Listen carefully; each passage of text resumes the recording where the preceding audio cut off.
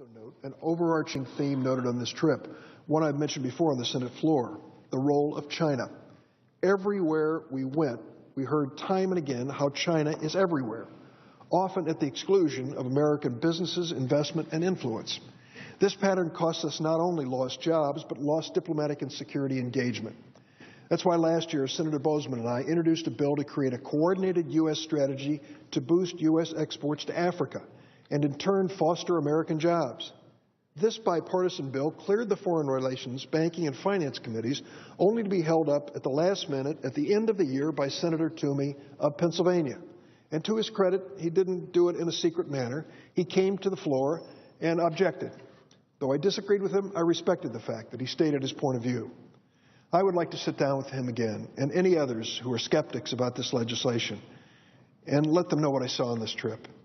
Delaying the passing of this legislation cost us more than lost influence on the continent and jobs here at home.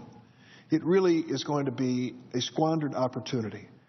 Think about this. In the last 10 years, the 6 fastest growing economies in the world were in Africa.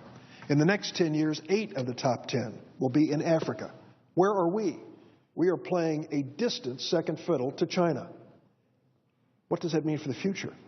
It isn't very encouraging. It's time for us to step forward and show real American leadership in this area, and I appeal to those who have opposed this Africa trade bill, which Senator Boozman and I have sponsored, to take a second look and reconsider their position.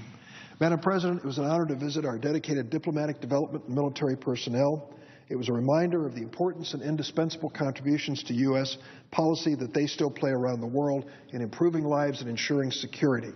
These investments abroad are not only symbols of American generosity and values, they make the world safer for everyone.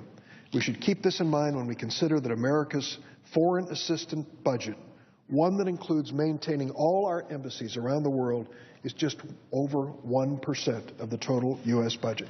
Madam President.